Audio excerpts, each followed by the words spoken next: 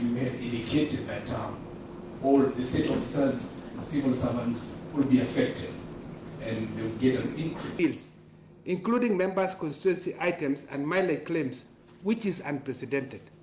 He also went ahead to say that National Assembly closed the year with the least amount of pending bills in the last 9 years. And finally, I want to talk about... Maybe one last question, and then we will have the high panel respond. And, right, is there? While setting and advising on remuneration and benefits payable in the public service, SRC is guided by principles set out in Article 230, Sub-Article 5 of the Constitution and Section 12 of the SRC Act 2011. These constitutional principles are the need to ensure that the total compensation is fiscally sustainable, the need to ensure that the public service can attract and retain the skills required to execute their functions, the need to recognize performance and productivity, and transparency and fairness. The fifth principle from the SRC Act is equal remuneration to persons for work of equal value as required in Section 12 of the SRC Act 2011. Ladies and gentlemen, with that context, allow me now to talk through the rationales for the current remuneration review cycle. Broadly, and we look at the overarching rationale, is that the review is about harmonization to achieve equity and fairness in remuneration and benefits in the public service within the principle of affordability and fiscal sustainability. With that broad overarching rationale, I will now run you through the key rationales for this review. And these are: 1, pursuant to Section 11E of SRC Act, SRC set a 4-year review cycle for remuneration and benefits in the public service, with the first cycle running for the period 2013-2014 to 2016-2017, and the second cycle for the period 2017-2018 to 2020-2021. The third remuneration and benefit review cycle covers the financial year 2021-22 to 24-25.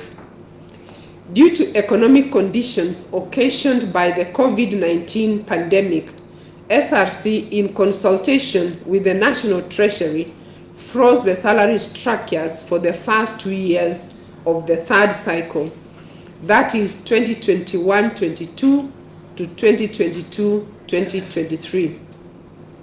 In 2022, the economy sustained the growth momentum that started in 2021 after the recovery from the effects of the COVID-19 pandemic. Hence, a review for the third and fourth year of the review cycle.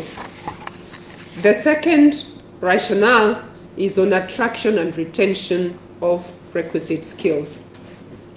SRC undertook an international labor market survey for state officers and local labor market surveys for other public officers to determine the positioning of gross remuneration structure for public institutions. This was to inform the development of remuneration structures that align to market trends so as to ensure attraction and retention of requisite skills. The surveys revealed that gross salaries for some public service institutions are below the target 50th percentile, while others are above.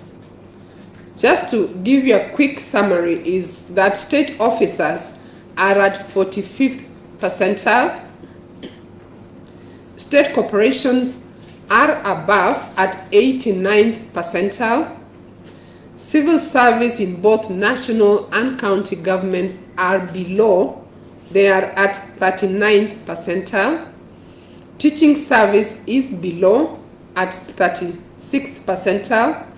Public universities are close to the target, they are at 49th percentile. Other public officers, which includes constitutional commissions, that's the secretariat staff, are above at 84th percentile. These figures demonstrate that there are state corporations, there are public service institutions that are below the 50th percentile, some are above. And therefore, as a result of that, this review seeks therefore to adjust remuneration and benefit structures that are below the target market positioning of the 50th percentile to ensure attraction and retention of requisite skills to the extent of affordability and fiscal sustainability. It therefore hence will retain the salary structures for institutions that are already at 50th and above. The third rationale is on equity and fairness. Due to historical reasons, the public service has disparate remuneration and benefit structures. The different market positioning ranging from 36th percentile to 89th percentile as earlier remunerated are actually a demonstration of the disparities that we have in the remuneration structures. And therefore, this review seeks to adjust salary structures that are below 50th percentile so as to achieve equity and fairness through harmonization to the extent of affordability and fiscal sustainability. Further, SRC undertook job evaluation to determine the relative worth of jobs to ensure equal remuneration to persons for work of equal value.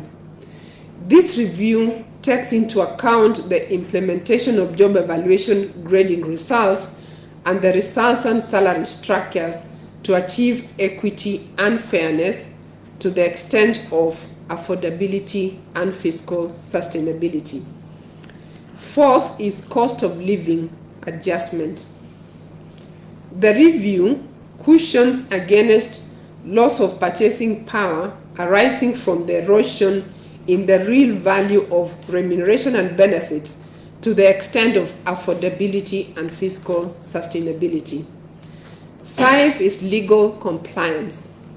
The review ensures compliance with the statutory minimum wage.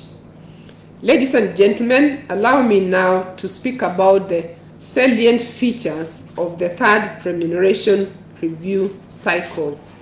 And these are: 1, the review covers the entire public service, both state and other public officers, within the extent of affordability and fiscal sustainability, read together with the other 4 principles. Number 2, the average increase is 7 to 10% over a 2-year period, inclusive of the existing notch increase, which averages 3% annually. 3, progressive harmonization of remuneration structures to achieve equity and fairness, thus adjustment of remuneration structures that are below the 50th percentile market positioning, while freezing salary structures that are above the 50th percentile. 4, where the salary structures are retained or frozen, the notch increase will continue as budgeted up to 2023-24 is 1st July 2023. So let me now speak about the implications of the review on the wage bill, starting with the budget implications. So pursuant to the constitutional principle of affordability and fiscal sustainability, SRC engaged the National Treasury on funding. The National Treasury advised SRC to consider reviewing remuneration structures within a budget allocation of 21.7 billion for the year 2023-2024, which is distributed as follows, and I'll quickly run you through how it is distributed. So the executive in the state officers in the executive will be allocated 126 million, which is 0.6% of the total allocation. Parliament state officers is 78 million, which is 0.4% of the total allocation. Judiciary state officers is 305 million, which is 1.4% of the allocation. County state officers is 408 million, which is 1.9%. Teaching service is 9.5 billion, which is 44.2% of the total allocation. The civil service is 1.8 billion, which is 8.5%. The county government is 4 billion, which is 18.8%. Uniformed and disciplined forces 4.5 billion, which is 20.9%. And other public officers 745 million, which is 3.4%. So that is the budget allocation, which we shall provide you with those numbers later, and you will see the details. The other implication on the wage bill is the current wage bill ratios. Where does this take us to once we implement this budget allocation of 21? And I will just talk through very few numbers. You will see later in the press release that we shall give you. You'll be able to interrogate the numbers. But what I would like to point out is just a few of these. The first one is compensation to employees, which is the total wage bill. Is currently around 987 billion, and it will now go to 1 trillion in 2021-22. You will see the figures later. So it has been rising, but one of the reasons for that increase is the number of employees. Again, you will see the figures that it has been growing, and we are now close to 1 million, to be projected to 968 million in 2023-24. 968,000, so it's just about a million. Now let me speak about the implication in terms of the ratios that we normally track. The first one is we normally look at the wage bill to GDP, and we also look at the wage bill to revenue. The wage bill to revenue, there is a target in the Public Finance Management Act, which stipulates that not more than 35% of the revenue is to be spent on the wage bill. And in terms of ratio to GDP, we use an average for developing countries, which is at 7.5%. On those two important ratios, on the ratio to GDP, we are actually at 7.74, which is very close to target. That is projected to 7.58 and projected in 2023, which is this financial year, to 7.19. So it means we are actually on target compared to developing countries. We will be within the average for developing countries. In terms of wage bill to revenue, and this is ordinary revenue, we are currently at 47.06, so it's about 47%. In 2022 is projected to 43.5% and is further projected to 40.45%, meaning that it's showing a trajectory towards the 35%. So the message here is that when we look at the wage bill in absolute terms, which you will see in the numbers, it will continue to grow in absolute terms. And the reason for that growth is largely because as a developing country, we shall continue to recruit in key sectors, that is health, teaching, and security. Indeed, as a country, we are yet to achieve the desired ratios for teacher to student, or healthcare to population ratio, or security to population ratio. So those are the areas that we will continue to recruit, and therefore in absolute terms, the wage bill will grow. However, what we must therefore continuously watch is that ratio to revenue and to GDP. So how then do we move to the desired ratio of 35%? Because for the GDP ratio, we can see that we are pretty much where we should be based on the projections, but on the ratio to wage bill, we are still behind, but with a very good trajectory towards the 35. So there are three broad strategies to bring the wage bill ratio to the target stipulated in the Public Finance Management Act 2012 and Regulation 2015, and within the ratio to developing countries. These are: one, the GDP and revenue growth outpacing wage bill.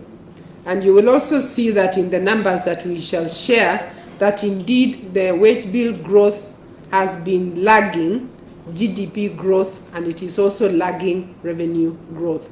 So that's a very good trajectory, that wage bill is growing at a lower pace than the GDP and revenue. And therefore, as we continue that trajectory, and I'm sure the National Treasury will speak more about that, the second broad strategy is about reviewing, setting, and advising on remuneration and benefits within the principle of fiscal sustainability. And the Commission continues to do that, and I'll share a few numbers shortly to demonstrate that. And the third strategy is increased public service productivity. So the ratio of wage bill to GDP has declined from 8.4% in financial year 2017-18 to 7.53 and projected to continue reducing. It is projected to 7.9, as I alluded to it earlier, so against a target of 7.5 for developing countries.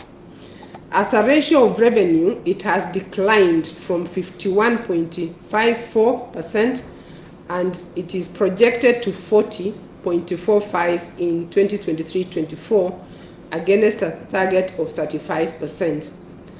Further, in the last 2 years, the revenue grew on average by 18.5%, while the wage bill grew on average by 5.6%. So the growth in the average monthly salary per employee was 2.3%.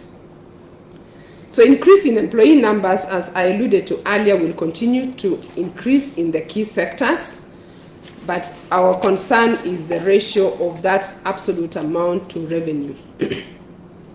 So in terms of the third strategy, in reviewing, setting, and advising on remuneration and benefit, the Commission continuously focuses on fiscal sustainability along with the other principles. In doing this, as an example, SRC continues to check public service wage bill, as demonstrated in a few numbers, which I'll share with you shortly, that on an ongoing basis, the Commission we receive requests from public institutions for review of many areas of the remuneration. Could be salaries through collective bargaining negotiations. It's also allowances. And on an ongoing basis, we receive those requests. We analyze it against the principles that I mentioned earlier. And based on that, we then continuously track what does that mean for the Commission. For example, in 2020-21, we received requests of, the value of the request was 70 billion. 70 billion is the request that we received. Most of these were collective bargaining negotiations, but we also have allowances within that. The Commission reviewed those allowances and only approved 5.9 out of the 70 billion. So it means on that year, the approval was just 8% was approved. In 2021-22, The Commission received requests worth 20.5 billion and only approved 2.6, which is 13%. In 2022-23, we received requests of 8 billion and only approved 4.2, which is about 52%. So in total, just for those 3 years, the Commission received requests worth 98.8 billion and only approved 12.9 billion. So that goes to demonstrate how the Commission is continuously ensuring that the wage bill is not outpacing the revenue or GDP growth by continuously applying the principle of fiscal sustainability. The third strategy, which I talked about, is labor productivity. Kenya's labor productivity remains low compared to other countries. According to the International Labour Organization 2021 statistics on labor productivity, Kenya is ranked at number 151 out of 185 countries globally, and number 2 in Africa is 22 out of 46 countries. Improved labor productivity drives economic growth, which results in higher revenue and in turn improved wage bill to revenue ratio. A collaborative effort is required in public service to drive productivity as a key enabler towards achieving the wage bill to revenue ratio of 35%. So ladies and gentlemen, allow me now to speak about the final part of our review, which is addressing allowances for state and public officers.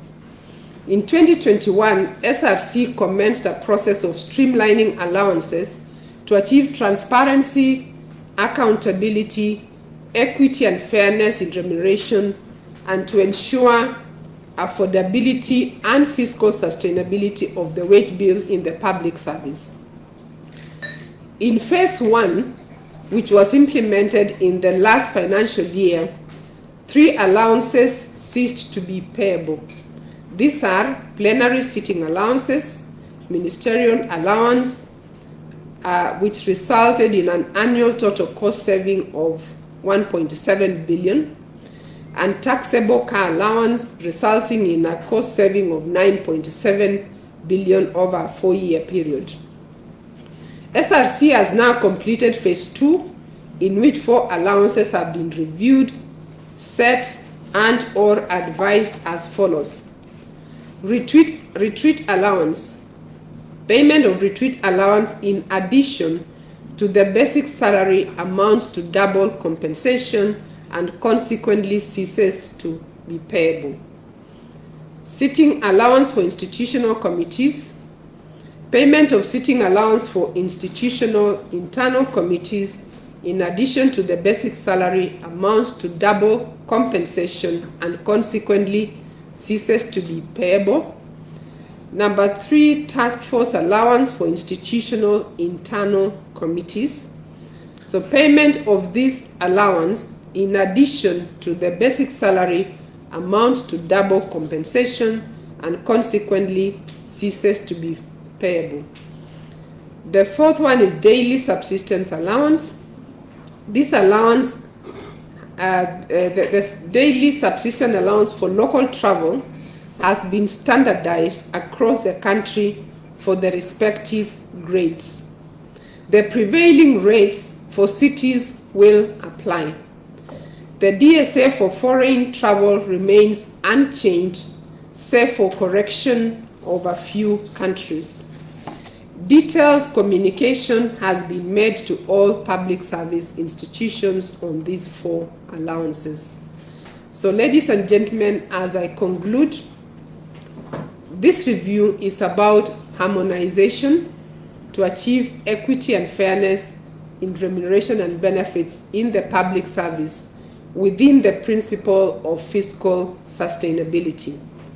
The increase maintains the trajectory towards achieving the wage bill to revenue ratio of 35%. Although the trajectory is positive, a lot more needs to be done, especially in the area of productivity. Public service productivity is a transformation agenda that will enable government drive and align the entire public service towards economic growth, high and sustained revenue growth, which will reduce the wage bill to revenue ratio, improve service delivery, competitiveness, and employment creation. Let me indicate that I think today is 1 year since we went through the general elections. 9th August, today, so we are exactly 1 year old. It took a while for this government to be formed. CS has been in office for about 10 months, I think myself about 7 months. And we have had an environment of uncertainty, many shocks. You know, every general election has its own uncertainty. Then we had the lagged effects of COVID-19, and then effects of Ukraine-Russia war, and domestically climate shocks. In that environment, it has been a bit difficult, but I have some good news to report that we closed the financial year, fiscal year 2022-23 on a very positive note, having collected and disbursed a total of 3.24 trillion shillings out of the revised estimate of 3.62 trillion. So that's an overall performance of 90%. And it means we didn't collect only 380 billion of the target, despite that difficult environment. And of that collection that we made, we did the following. We disbursed 100% of equitable share to counties, amounting to 400 billion. That also included arrears of 1 month of 30 billion that were incurred in July because it was not paid in the previous year. And so we paid 100%, including lagged 1 month for the year. We disbursed also the entire amount of allocation for National Government Constituent Development Fund, that's CDF, of 47.2 billion. We funded all arrears for cash transfers to orphans, vulnerable children, totaling 16 billion. And we have a directive from the Secretary President that this will have to be paid together with salaries or even earlier than salaries. We have started the month of July. And we have done well in fully paying our debt service. We are on course and we have not defaulted. We don't intend to default. And this month of July, we even paid heavily on external payments, including a major loan of about 63 billion to Exim Bank of China. Given the challenges of mobilization, we had an unfunded amount of about 77 billion that forms pending bills, which CS has given directive that it becomes first charge of every accounting officer. And all MDS have been directed to prioritize payment of pending bills because this government is not going to tolerate accumulation of pending bills. No accounting officer will be allowed to incur new commitments without clearing existing pending bills. And next week, CS will be gazetting a pending bills committee to look at the historical pending bills. And I think I got an SMS from the clerk of the National Assembly who told me, and I think he sent to CS, that we closed the year 2023-2024 having settled most bills, including members' constituency items and mileage claims, which is unprecedented. He also went ahead to say that National Assembly closed the year with the least amount of pending bills in the last 9 years. And finally, I want to talk about pension payments. We have continued as a government to uphold commitment to welfare of our public service employees, retirees, and pensioners. And the year that just ended, we've successfully met our commitments to the Public Service Superannuation Scheme, the PSS. We remitted employers' portion of contributions, and this reinforced sustainability and stability of the crucial pension system that was launched on January 2021. While members of the scheme contributed 11 billion, the government contributed 26 billion. Moreover, the government has demonstrated its unwavering commitment by disbursing an amount of 51.6 billion under the old defined pension scheme towards lump sum payments of pensions. Additionally, the government has diligently maintained the timeliness of monthly pension disbursements to the 328,879 pensioners currently enrolled in the pension payroll. As of 31st July this year, all monthly pension payments have been distributed promptly. Notably, the government has disbursed an amount of 65.51 billion for monthly pensions during the fiscal year 22-23. This demonstrates our resolve to provide financial relief to pensioners who have dedicated their careers to public service. We understand the significance of these payments in maintaining the dignity and livelihood of our retired public servants. Furthermore, effective July this year, the government has implemented a biennial 3% increase to the pensions paid. This enhancement reinforces our commitment to enhancing the well-being of our esteemed pensioners in the face of evolving economic circumstances. Finally, I want to say that in the current financial year, the National Treasury will re-engineer the pension payment system by implementing an end-to-end enterprise resource planning solution that will fully automate the entire pension payment process as part of the broader government digitization transformation agenda. This development is expected to transform the public service pension ecosystem with a view of drastically reducing the turnaround time for settling pension claims for retired public servants while enhancing pensioners' customer experience. When you have a robust and performing economy, then it means that you have no problems in terms of trying to adjust wages and payment systems to realign the reward structure. For me, I like calling it the reward structure. To align that reward structure with economic realities. But if you fail to understand economic realities, then you cannot realign it.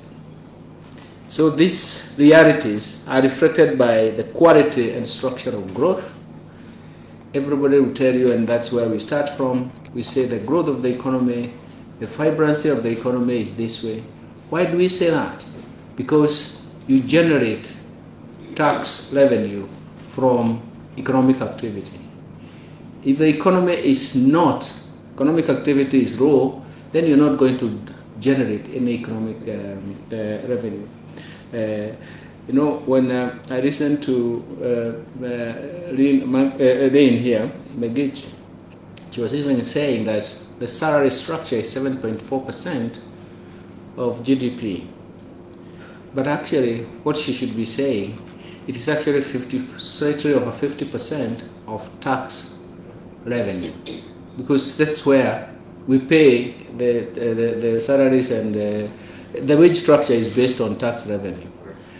Currently, we are actually generating 15.8%. That's our target. 15.8% of GDP is actually, that is what the tax effort or tax revenue is, or tax to GDP.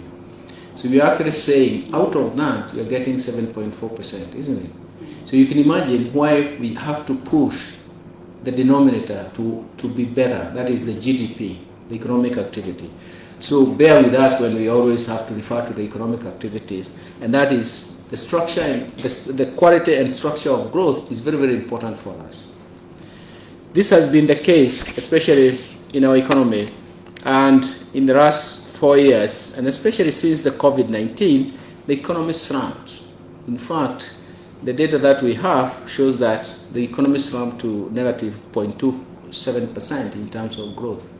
So you can imagine then it becomes quite like a whole issue of a very severe recession. And for us, we have to understand then what that recession does. In 2021, for example, even after all these effects, the economy rebounded to 7.57% on account of weak economic base that was there in 2021. And of course, thereafter, the economy has stabilized, and we can see some growth of 4.8% in 2021. But you have to relate that 4.8% in terms of what can it relate to? How can we actually look back in terms of the kind of demands or the kind of aspirations that we have? And since then, the economy is slowly being projected to grow at 6.7%, especially in this current fiscal year of 2023-2024. But that growth, we should also ask ourselves, is it spread across all the sectors of the economy, starting with the sectors that have been targeted by bottom-up economic transformation agenda? And those sectors that have been targeted by the bottom-up economic transformation agenda are those sectors that we believe are going to provide a very large impact to the rest of the economy, create a momentum for growth, but more importantly, will affect a majority of the people. Most of the time, I don't like us forgetting what bottom-up economic transformation agenda is. Because if you forget, you'll forget the sector you are in. The other thing is that it's an agenda. So some of you associate me with economic framework morals, and let me say I cherish in that because it gives us structure. But this agenda is to try to acknowledge that something has gone wrong in the last 60 years. Bottom up because the majority of the people have been left behind and they've gone to the bottom of the pyramid. In some cases, you show that they have actually gone into abject poverty. Early last year, I was doing some work on poverty, growth, poverty, inequality, and redistribution in African countries. And in my area life, that is, and that is now has just been published. That's why I like talking about. I would like to talk about it. The last time I talked to the media, I was talking about debt and growing with debt because it has just been published. The conclusion we come up with is that strong growth is going to be very, very important to reduce poverty. But when it is supplemented by targeted social protection programs, it will flatten inequality in the long run. That conclusion says that we need to look for not anymore about pro-poor growth. Pro-poor growth strategy. It is pro-growth poverty reduction strategy. What it tells us in our current discussion here now is that growth is going to be very, very important. And because we have targeted social protection programs, and during the COVID, we even structured some very active and very, very efficient targeted social transfer programs, especially during the lockdown, which worked very well. We know that we can move in that trajectory. So we do believe that the bottom-up economic transformation agenda is on course just because of the realities that we have seen. Those realities is that if we don't grow the economy, then we cannot have economic transformation. We cannot lift those at the bottom of the pyramid if we do not look at the sectors that benefit them more and actually create a momentum for future growth and future potential for growth. And it is an agenda trying to say the quality and structure of growth becomes quite problematic. The first time when I analyzed growth, I even told myself that the growth that you see in the last 7 years has been driven by public sector investments in heavy infrastructure projects, which is good in the first phase, so that the second phase, private sector takes it up. But public sector growth does not make contribution to tax revenue, isn't it? So you find yourself with a very high rate of growth, but because that structure is actually more pushing, is the public sector which is driving it, then you have less and less tax revenue because it's not a tax-paying sector. In fact, when we argued with the county government, I even went further to decompose that growth in terms of revenue contribution. Some work that I had done for the government in the 1990s at Atipla. And we realized that actually the public sector was contributing about 19% of that growth 7 point something that time, the one I've just seen. But it was actually making just 1% contribution in tax revenue. So you can imagine the mismatch. Here we are, what Negich is presenting is that you have to grow the tax revenue for her to allocate it to salaries, isn't it? And the reward structure. But if the public sector is only contributing 1%, but driving growth by 19%, so you can see the mismatch. So the statement that I'm making that the structure and quality of growth is very, very important. So I wanted to spend more time on better because it's not a theoretical construct. The theoretical construct that we had in import substitution in the 50s and in the 60s, and then export-led growth that had a structure in itself, are structures or like models that we thought had worked in other countries, but they never worked for ourselves. That is why we don't need a model, we need an agenda. Before I leave the subject of poverty, growth and poverty, I was looking at various countries, like, for example, why economic transformation is important.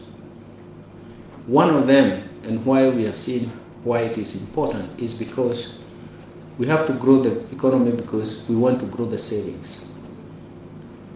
Yesterday, the president was telling some people in Sagana Road that our savings to GDP is about 8%.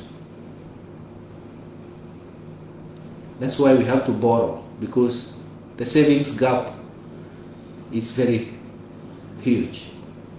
If you look at countries like China, all these East Asian tigers that we wanted to replicate with the export-led growth, their savings are range between 40 and 60%.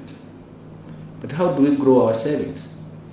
We have to grow our savings purely, first of all, because we need interventions. But the other thing is that we also have to have vibrant economies because it allows you to target those savings into investments that are going to give you higher returns. We can talk more about this, but it's very, very critical that 8% is a really a pathetic figure. Those countries that have transformed themselves, and we have examples, China in the last 40 years, India in the last 20, 25 years. Those countries had the most poor and impoverished people in the world. Look at them now. Today, we are looking at Africa.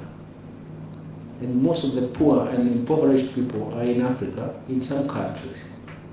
Don't want to mention them in the press conference. We usually do that in our own circuits of researchers, but I'm almost getting out of that circuit, so I can talk the reality. Let me come back to our function today. And what I want to recognize is that in Kenya, remuneration and benefits, or the reward structure, and the benefits that go with it are reviewed and perhaps even affected every 4 years by the Salaries and Remuneration Commission, SRC. Most people don't like SRC because we like it when it is doing something positive. So today somebody will have you negate. But when they ask for salary or even benefits adjustment and you don't get an answer, they don't like it. But I think they are doing a good job because one of them is to reflect on the realities that we face. So that's why it is. It covers every 4 years. And the last review covered the period 2017 and to 2018 fiscal year to 2020-2021. The review should be aligned to the MTEF cycle, which is a 3-year rolling plan, and the additional year allows us for preparations so that we can see the results of that planning cycle. And this is consistent with logic. We had a 3-year planning cycle. What were the results? We need also to have 1 year to understand whether we managed to achieve what we had targeted. The last 2 reviews were undertaken in consultation with the National Treasury to always ascertain the affordability and sustainability of the reviews, because you can conduct a review, but there are no resources. The reality must come. The reality must hit you. You know, I say this because most of us have households, isn't it? The reality starts even from the household. So the government is also just like a household. The government is an agent just like a household. The process of the third cycle of the remuneration review, which runs from 2021-22 fiscal year to 2024-25, is not any different. From the inception of the current review cycle, there have been consultations between the SRC and the National Treasury, and due to the performance of the economy, the National Treasury advised SRC that due to poor performance of the economy, which in a sense is saying that we generated less and less revenue, and especially in the last 2 years, then salary structure review should be frozen for those 2 years to allow for the economy to improve before we can actually effect any steps, positive steps. The agreement between the two institutions was that at the end of the first 2 years, there would be a review based on the economic indicators of the national economy to ascertain whether a review would be feasible and affordable. The SRC advised the public service on a salary structure freeze for the period of 2021-22 to 2022-23, and after 2 years that have lapsed, SRC re-engaged with the National Treasury on funding for the review of the 2023-2024 fiscal year that will run up to 2024 to 2025. The National Treasury considered and made budgetary provisions at the 2023-24 budget to the tune of 21.7 billion. A similar amount has been projected for the financial year 2024-2025. This is a 2.1% increase on the current wage bill that stands at 1.10 trillion. Madam Megich actually put it in terms of the GDP, isn't it? Which starts by telling us then what happens when the GDP doesn't grow. Which tells us when you have negative shocks that are either exogenous or endogenous, then you know you're not growing the economic activity, and then you're going to have massive problems. The National Treasury appreciates the fact that this is not what SRC would have required, but they have considered the slow economic recovery of the economy and the economic structure. They have looked at the structure and quality of growth, and they have listened to the National Treasury. And so the National Treasury has requested SRC to review what we can do within the available budget and how we can distribute it. And that's why she took a bit of time to go through the distribution. I'm sure you question that distribution, but it has its own logic and it has its own way of doing that. For us, we wanted to have a board figure. But for you, the most important point to make, to take, is to know that the 21.7 billion is adding to the wage bill. So the whole issue is, can you afford it? Can the National Treasury afford it? You are adding to the total wage bill. And that is something that you should carry in mind.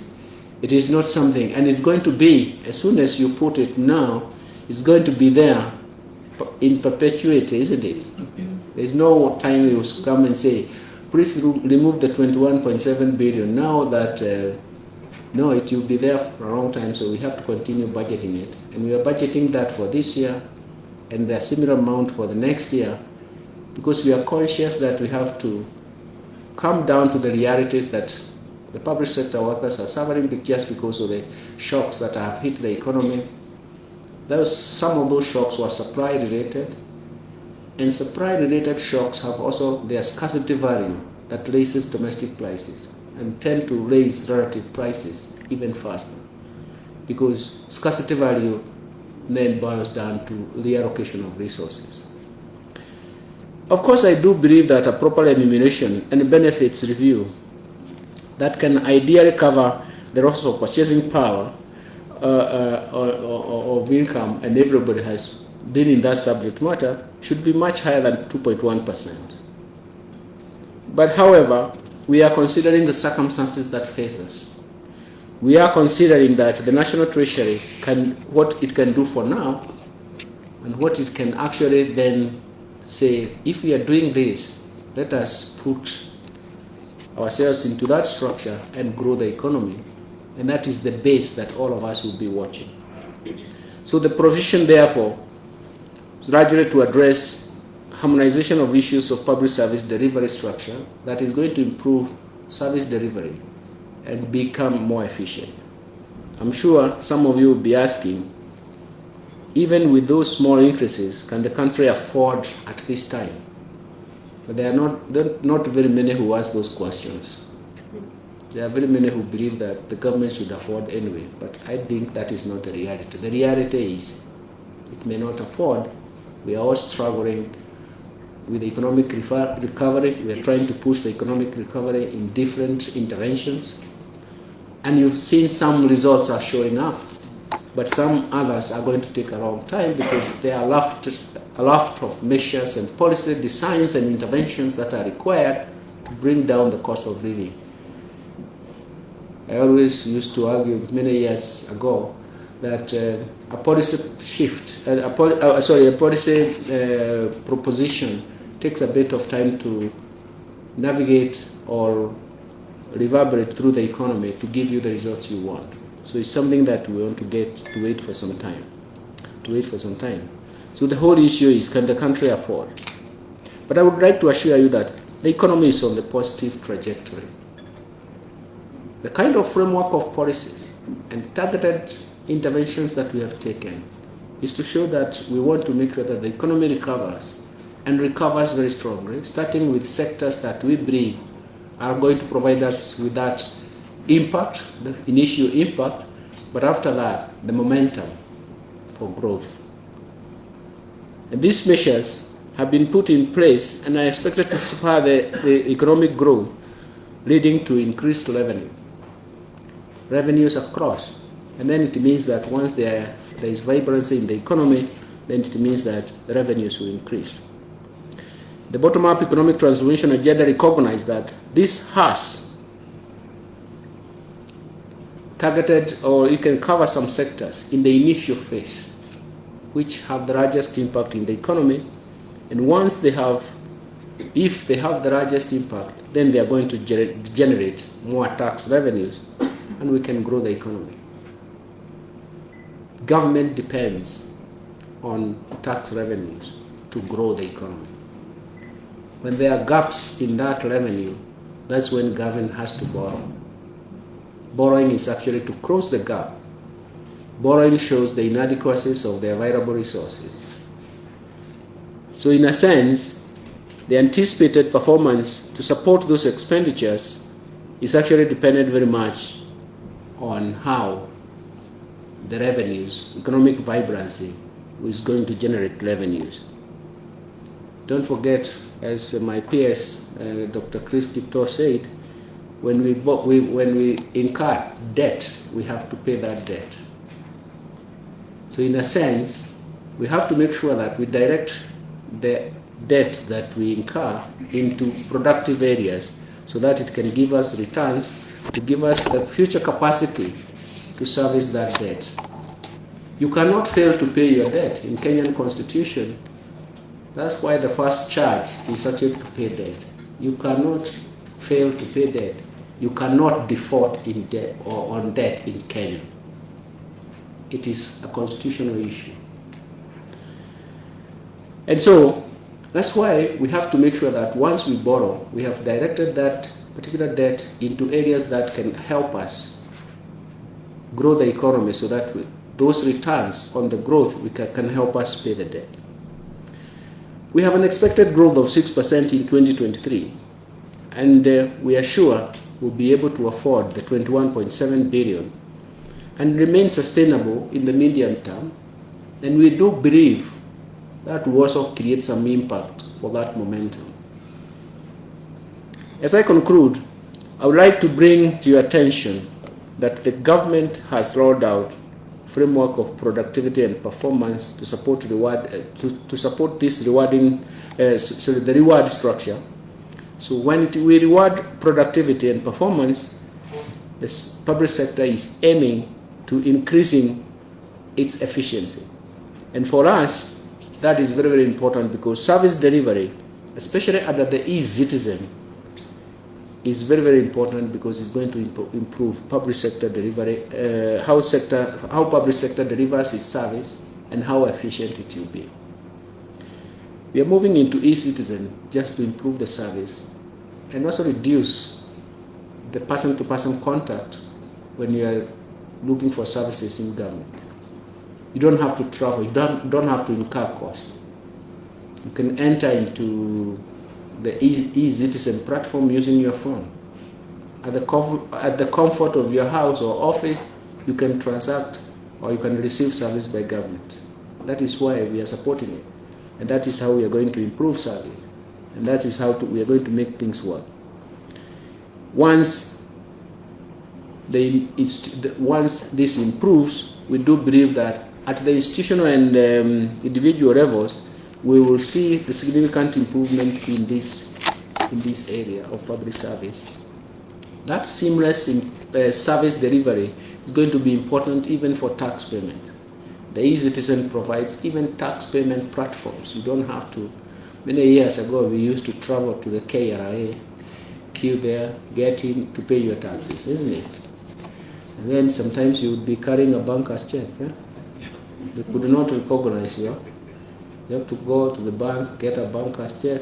Suppose the amount you wanted to pay changes, then you go back, okay? So you can imagine those years are gone. We're talking about a totally new decade of efficiency. So in a sense, we can take advantage of that, and we can make sure that we build our economy, because that kind of efficiency, it lowers transactions cost at the individual level, at the institutional level, and even at government level. Now, once you lower transactions cost, especially even for firms and individuals, then you are enhancing your profitability. It's a very, very beautiful channel through which we can summarize. But I also, before I leave, because we mentioned tax effort, GDP, I've just come back and the PS mentioned that now this is my 10th month in a very, very difficult environment because of economic recovery. We're trying to push economic recovery. But just to give you a glimpse of what I said, during President Kibaki's time, and that is the last time I was in government, of course I stayed a bit, tax to GDP was 22%. I still recall that I went to the East African community, and with other governors we said we were setting up convergence criteria for all the East African economies. And we pushed that to 25%. At 22%, we were meeting 96% of our total recurrent and development expenditure. And we are only left with about between 96 and 98%. And we are only left by about 2 to 4% for aid, domestic borrowing, appropriations in aid, and even external borrowing. I've come back and I started by looking at the data. We had dropped that to 13.7%. Just imagine that structure that moves from 22% of GDP to 13.7% of GDP is major shift, isn't it? So that's why when we talk about affordability, it comes from there. We have worked on that space, and we are now, in this fiscal year, we are at 15.8%, isn't it? But when we talk about 15.8%, SRC, Brigade, you said it's 7.4% of GDP yourselves. Eh? You're actually taking slightly over half of it to go to wages, isn't it? So you can start drawing the picture that we are at 15.8% of the revenue, tax revenue to GDP. That 15.5%, wages That is, the remuneration to the public sector is taking 7.4%. So you can imagine, you are only left with the balance for the other sectors to grow the economy, investment and everything. So you can see the gravity of it. Why is it that we need to grow the economy? Because we need to grow that ratio.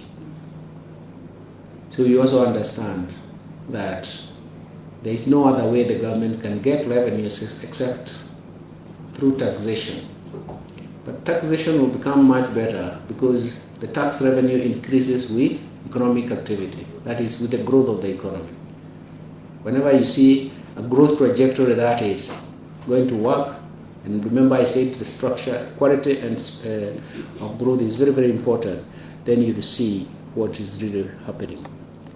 So I like giving those pictures, those broad pictures, just to show exactly how things are going. We are happy that we are moving back. We have agreed with our multilateral partners that we are going to grow to 19% by 2025. So we really have to move in that direction because that's the only way we can have some positive discussions with SRC. That is why we cannot run away from SRC when they bring their proposals. But if we don't do that, we continue telling SRC, please freeze. We see whether next year is going to be better, isn't it? Please freeze. Next year will be better. I know the rest of the people who are supposed to receive these increases, working for public sector, will be complaining because of the erosion of cost of living. We are working on that side too. In fact, when you look at what is happening, when we came into government, the inflation rate was about 9.3%. It was actually even higher, much the data I can remember. And we have seen now, the month of July, inflation has declined to 7.3. It is back to the range of between 2.5% and 7.5%. We are going to work within that range, and we will know that it can work because the raft of measures that have been put in place are going to help us to get there. So we do believe that the important message I want to get to you is that everything is dependent on how we grow the cake. How we grow the economy and how we grow the tax base is going to be important for us because it gives us flexibility.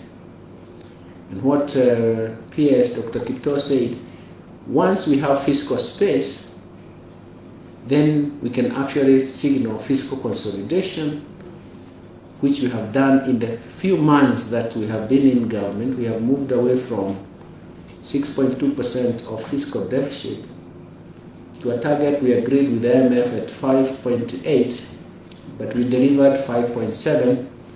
And this fiscal year we are targeting 4.4.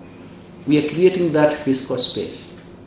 It is moving on to give us the fiscal consolidation that we desired, and also we are signaling to the rest of the world that our debt, external debt and internal debt situation, let's say public debt, is going to be sustainable. And that is why we have even moved boldly to say we need also a debt anchor that gives us a policy space to work on, that you people, especially the media, you'll be looking at the data and telling us, hey guys, you are outside the range, or you guys, I can see you are doing well. We don't want guesswork, so that a policy range is very strong commitment to the policy directive that we are going to.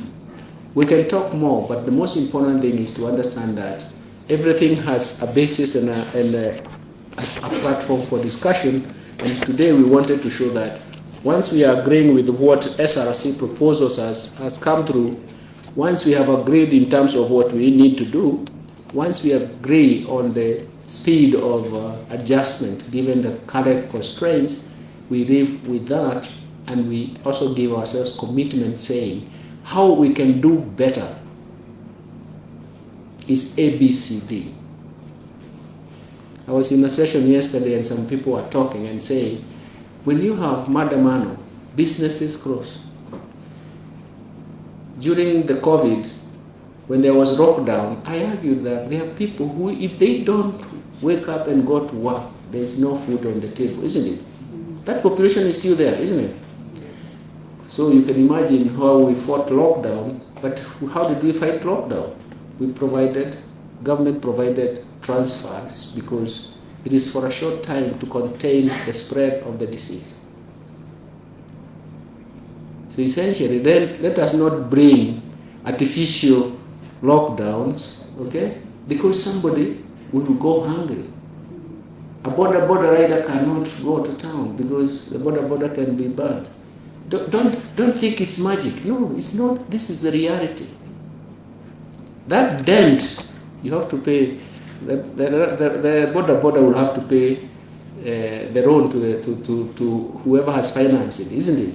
So that day he's zero or negative because he needed to pay but didn't bring. So he has to work extra weeks or months to even recover that. So these are realities. I don't know why most people don't even write about these realities, because I don't know. I live in the real world myself, and I always try to inculcate that idea that I live in the real world. And any analysis that I do or propose is actually getting from the reality and trying to see how can we do better. I've talked for weeks and months with my dear sister here, and at times we were almost going to fight it out, but we realized all of us are facing one common denominator, the reality, isn't it? And we did agree. That's why when we come here and we are smiling, don't think there were smiles before. The smiles came to say, you have understood the reality. We are all looking at one cow. We can have different adjectives, but it's the same cow, isn't it? If it cannot produce adequate milk, we know what we should do. Feed it properly. And that's what we are going to do. That's the commitment we are going to deliver. Thank you very much, ladies and gentlemen.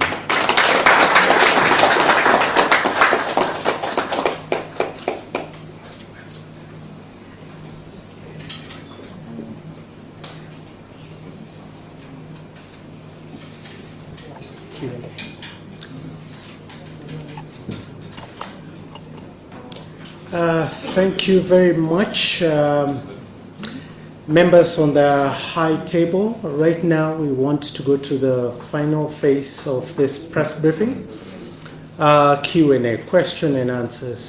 So members of the Fourth Estate, this is the opportunity. You've heard from the Salaries and Remuneration Commission, you've heard from the National Treasury, you've heard figures being banded over to you, and you want to ask questions. This is your opportunity. So this is how we're going to do it. We will have a set of, we'll try to do this at maximum 3 rounds. Keep your questions very brief so that we can have an opportunity for everybody to ask at least a question. So first 3, please introduce your name, introduce yourself, your name, and your institution or the media house that you represent, and then you go straight to the question. Keep it very, very brief. They will take notes, then they will, at the response point, chair or representative, and also from the National Treasury, they'll come to this podium and they'll respond to your questions. We'll try to do this maximum 3 rounds. Anyone with the first question, let's proceed. Roving microphone, there's a roving microphone. You already have a microphone, go ahead. My name is Tom Taigoin from Citizen TV, and I have 2 questions, one to SRC and one to National Treasury Cabinet Secretary. SRC Chair, you have mentioned that you are carrying out your constitutional duty of doing the salary review, but the President and his deputy have said they do not want a salary review. One, will they be subject to this review? Could you kindly share the figures of what they will be getting? And if not, can you apply the law selectively in a way that the President and the Deputy can be exempt? I know you've talked about there are those that are 50% percentile, there are those that are 85. Do they fall in the category of maybe those that don't need a salary increase or review? And the question to the National Treasury. If this salary review is done for the state and public officers, there are new taxation measures that are also taking effect and some being backdated back to the 1st of July. With this salary review, will they be subject to taxation in terms of if it's housing levy or whatever tax measures are taking effect in the Finance Act 2023? Thank you. Thank you. Next question. I hear right in the middle.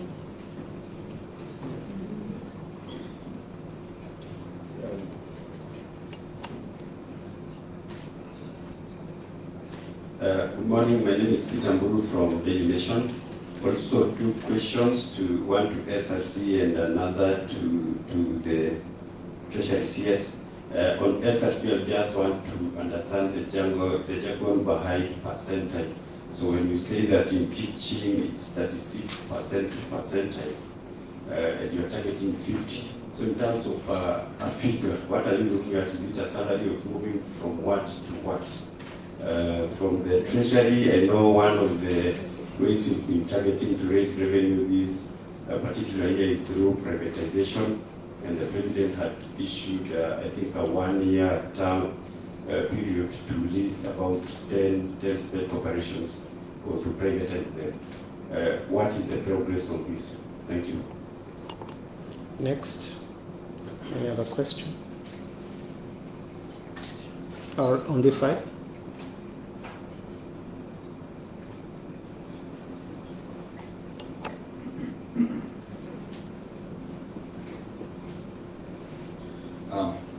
My name is Ivason Maina from KBC. I have two questions, and before I ask this one, and I would like to get a clarity from the chairperson, SRC, in each on the issues of salaries for state officers. This is not coming quite clear. At the time, when we had this kind of a presser, you had indicated that all the state officers, civil servants will be affected, and they will get an increase in that matter. But I would like you to state categorically whether state officers are going to get an increase or not. And then question number two, in a briefing with the editors, it was a breakfast meeting, you indicated that state corporation salaries will be reviewed in 2035, June 2035. But it's now clear that you have some 700 million shillings for public officers. I'd like you to state which state corporations and agencies, for that matter, would be affected in this situation. And then finally, are you also planning to review commuter allowances? Because we understand that VAT on fuel has increased. Thank you. Chair, do we take more? Chair? We can take more? Okay, let's take more. They are taking notes. I see a question right there at the back. My roving mic.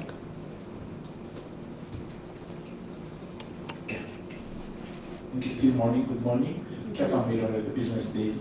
Two questions come to SRC with regards to the backdating of the salary reviews for July. Do you have a quantum of the size of the arrears that would be for the month of July? Then to the National Treasury, glad you could come through. So I had a question. I think Chris Daktari mentioned about how you're handling pending bills. There was securitization done for some of the pending bills to oil marketers when they were asked to subscribe to a bond. If you tell us the outcome of that process, that would be appreciated. Thank you. Maybe one last question, and then we'll have the high panel respond. And right, is there? Did I see your hand up? No? Oh, okay, Chair.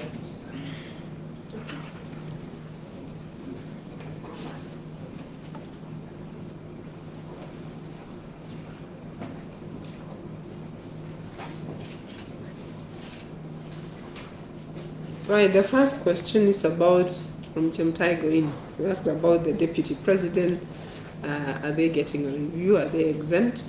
The answer is that yes, we have reviewed for all state officers. I want to combine with another question that says, can we be very specific on state officers? You will see that there is a review for state officers And they have already been gazetted, Tony, I believe. So you can actually access and see the specifics. So there is a review for state officers as well. The president and the deputy president, their salaries have been retained from where they were previously.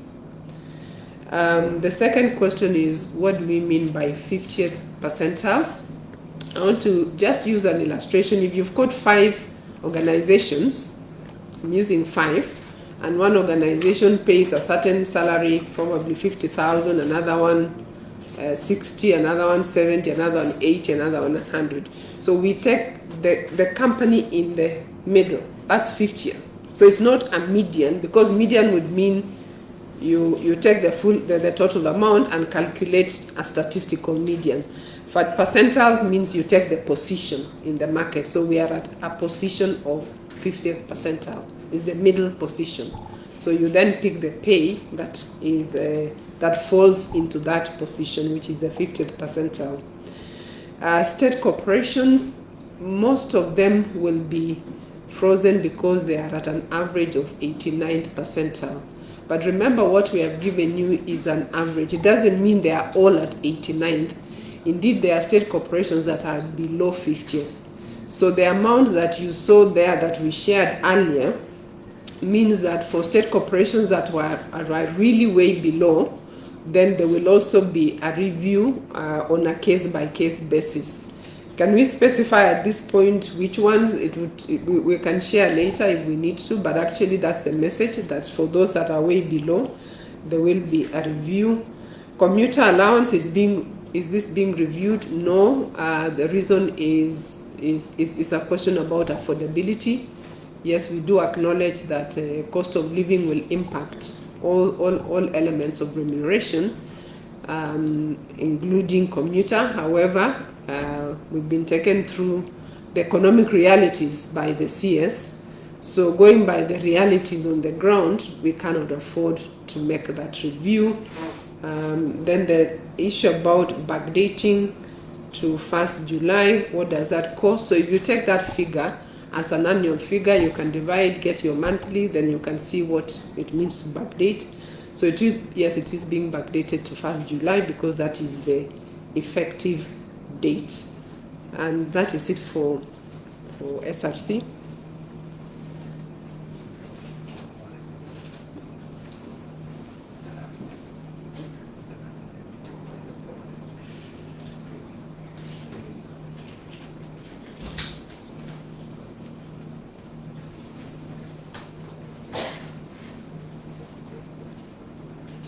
Thank you very much for the questions that came up, and thank you very much. Some of them are interesting.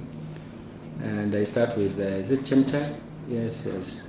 And you talked about the finance bill. Of course, when a matter is in court, we don't go discussing. But the most important thing is to understand what is the finance bill. Because this year is the first time, and that is even what the president said when we were at Sagana State Road. For the first time, we had more debate on the finance bill. But I would like you as media to go out there and tell Kenyans what is the finance bill. First, it contains policies and measures that are going to be implemented in the fiscal year. Those policies and measures, and even reforms proposed, sometimes will require revenues. And the totality of then the final point is that it arranges how government expenditures and investments in the period are going to be financed. So in a sense, everybody looks at the taxes but forgets that there was an arrangement of revenues and expenditure patterns, because this is where fiscal policy works. Everybody now focuses on taxes that were raised, but there were taxes that were scrapped, levies that were scrapped, taxes that were lowered, isn't it? In the same finance bill. That's why I found, I wouldn't want to comment, I found even my church saying that we should withdraw. What about, I mean, that is extreme. What about those people who are waiting for levies and taxes that were lowered or levies that were scrapped? But the bottom line, let's come back. What is the reality? Once we move out of court, the Finance Act is a law. And it governs you for the fiscal year from 1st of July to 30th of June, isn't it? So everything is inclusive and everything must be done within that period. But we want to support that because we want to support the finance bill because everybody participates. This year we had the most participation. I don't know how many sessions we went in public participation. So in a sense, what we actually portrayed there was actually what the public wanted us to put in. The second thing is privatization. Thank you for that question. The privatization bill is in Parliament and still we are still waiting for that to pass through. We did make sure that the propositions are clear that we can have diverse ways of privatization. But what is privatization all about? It cannot increase your, when you sell your assets, do you increase your wealth or you deplete your wealth, isn't it? It's like reorganizing your assets. So you cannot say you're going to grow the GDP because of privatization. Let's wake up a little bit. Let's wake up and understand things. But for us, as a national policy, we are trying to reorganize and create more efficiency. And that is why we would like to privatize so that government is not doing, the role of government is not to do business. So we want to leave the business to be done by the private sector. And for us, we safeguard. That's why the privatization bill is going to come and help us in doing that. But let's not have that idea that you're going to grow the GDP directly by privatization or increase income. No. What we want is to make sure that those state-owned enterprises perform the best, and that is why we should have diverse ways of privatizing. So over the years to come, the growth trajectory will change just because most of those state-owned enterprises that have not been performing, once they are privatized, they move into their core business and they are going to push the economy in a different way. That's where the benefits will come, and those benefits will be sustainable. Somebody talked about VAT on fuel collection. I think again it's part of but I think if you go back to the budget statement, it was very clear. We are realigning because you cannot have some goods with VAT at 8% and those people who are claiming cost, they are claiming at 18%, they are always on positive tax credit, and the rest of the people are taxed at 16%, isn't it? We have to realign. This is a realignment. But because of interpretation, once the tax bill has been cleared, we can have more discussions. We posted numbers. If you go into the website for the National Treasury, read the statement, we devoted much time to explain that. And I'm very surprised that our media people did not even pick it up. And we spent so much pen and paper to make sure that the message is very clear. But anyway, we'll talk about that because if we had the flexibility with my peers, we would have brought it out. But we have to wait until the court clears and tells us what to do. Somebody raised an issue on VAT. Yeah? Somebody raised the issue of pending bills. First of all, we are going to make sure that we advertise the committee. The cabinet has approved that we can now have a committee for pending bills. That clearance by the cabinet is very, very important for us because we want to make sure that we come to a conclusion that there should be no pending bills in the future. The previous reviews, especially starting during President Kibaki's time, there was reviewed and we thought we got into a finality. And then we realized that actually, until they are verified, and that's what our law says, there's no way we can, but we want to stop this. But let me say, the numbers we have some numbers for the pending bill which you focus on the fuel one. When this government took over, the subsidy accumulation was about 83 billion. And we struggled to pay and we stopped the subsidy because as His Excellency the President said, there's nowhere you can subsidize consumption because we don't know when you can be satisfied, isn't it? When I was teaching economic theory, when we want to model consumption behavior, the first thing is to make an assumption that you're not satiated. isn't it? That is, there is no saturation. That is, you are not oversaturated with consumption, isn't it? So you can get more. More is preferred to less, isn't it? So you can imagine if you are subsidizing consumption and everybody wants a higher consumption level, isn't it? It cannot work. And secondly, it's not a production process. When you subsidize input, you know you expect production at the end of the seasonal cycle. So by the time that decision was made, we had 83 billion and we continued to help reduce it. We even promised by February, March we would have done it. We still found ourselves not. Until we got to a point where resources were not there and we needed to do something. We had 43 billion arrears. And so we had to make a decision. And after discussions, we decided that actually we can securitize half of it in that fiscal year and half of it in this fiscal year. Then it becomes an investment for them, isn't it?